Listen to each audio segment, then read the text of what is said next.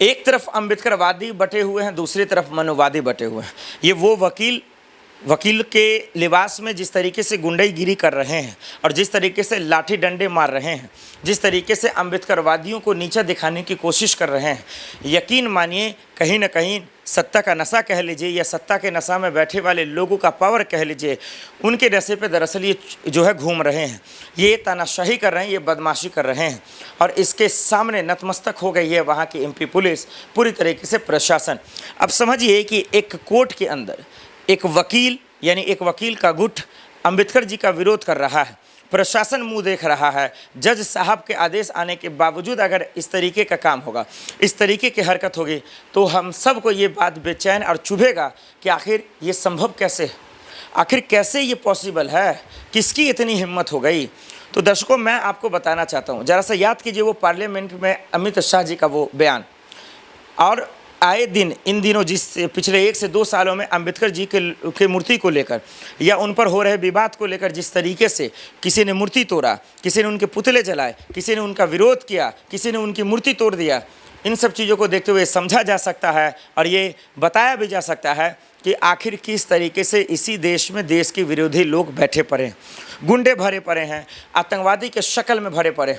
हमने देखा जब कर्नल सूफिया को लोग गाली दे सकते हैं, हमारे सेनाओं का अपमान कर सकते हैं, वो लोग कैसे देश के तरक्की के बारे में सोच सकते हैं, वो गांधी जी और हमारे स्वतंत्रता सेनानी के बारे में कैसे सोच सकते हैं। यकीन मानिए कि ये लोग भले ही हमारे देश में रहकर हमारा खाते तो हैं, लेकिन किसी और का जो है दरअसल डंका बजाते हैं और वो हम सबको तस्वीरें देख रहे हैं।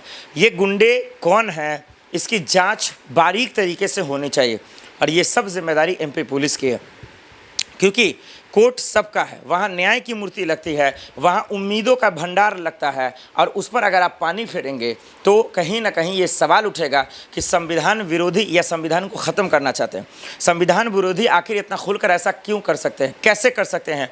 ये बहुत बड़ा सवाल है। इसीलिए सीधा सवाल है कि जो लोग इसका विरोध कर रहे हैं, क्या एमपी पुलिस ने उन पर एफआईआर दर्ज किया? हाँ, सोशल मीडिया पर जिन लोगों ने अभद्र टिप्पणी की, जो थोड़ा सा जातिवाद को लेकर हिंसा फैलाने की कोशिश कर रहे थे, धमकी दे रहे थे, चुनौती दे रहे थे, चेतावनी दे रहे थे, एमपी पुलिस की मैं यहाँ पे तारीफ़ करता हूँ कि उन्होंने बढ़िया किया। लेकिन इसके बावजूद अनिल मिश्रा साहब खुल्लम खुल्ला कह रहे हैं कि ये धर्मशाला नहीं है, यहाँ मूर्ति नहीं लग सकती है। तमाम लोग इसके समर्थन में हैं, तमाम लोगों के बयान आ रहे हैं, कपिल सिब्बल जैसे लोग कह रहे हैं। इसके बावजूद जो है अगर ये मूर्ति नहीं लगती है तो फिर ये आप बताइए अपने देश में लोग असहज क्यों महसूस कर रहे हैं, क्यों ऐसा महसूस कर रहे हैं कि भाई सब कुछ है, आदेश है, मूर्ति बनी हुई है, लोग तैयार हैं, उनके चाहने वाले लोग, इसके बावजूद अगर नहीं लगने दिया जाएगा तो लोग अपने आप में जो है वो फील करेंगे कि कहीं ना कहीं तानाशाही बढ़ गई है, संविधान विरोधी बढ़ गए हैं, लोकतंत्र विरोधी बढ़ गए हैं। यही वजह है कि आज कोई भी काम लोकतांत्रिक तरीके से नहीं हो पा रहा है। ये शक्ल में गुंडे, कई लोग जब बात कर रहा हूँ मैं दर्शकों, चाहे चंद्रशेखर आज़ाद ने भी कहा, मायावती जी ने भी कहा कि दरअसल ये दलितों पे हमला है, ये संविधान पे हमला है, ये लोकतंत्र पे हमला है। ये विरोधी लोग क्या ये संघी तो नहीं है, क्या आरएसएस के लोग तो नहीं हैं, ये मनुवादी गुंडे तो नहीं हैं, और अगर ये हैं तो इन पे कानूनी तौर पर सख्त से सख्त कार्रवाई होनी चाहिए। ये कौन करेगा? ये हम आप तो करेंगे नहीं, हम अब तो सिर्फ सवाल उठा सकते हैं, काम तो वहाँ की प्रशासन करेगी, वहाँ की कानून व्यवस्था करेगी। कई ऐसे वकील हैं जो डंडे बना रखे हैं, जो डंडे तैयार कर रखे हैं, बयान दे रहे हैं खुल्लम खुल्ला, चुनौती दे रहे हैं कि ये धर्मशाला नहीं है, कोई अगर अंबेडकर की मूर्ति लगाने आएगा तो उसको चूर चूर कर दिया जाएगा। ये काम सुलझाने का और इस काम को मसले का हल देने का जिम्मेदारी किसका है? यकीन मानिए ये प्रशासन का है, सीएम मोहन यादव की है। अगर वो नहीं करेंगे तो जवाबदेही उनकी होगी।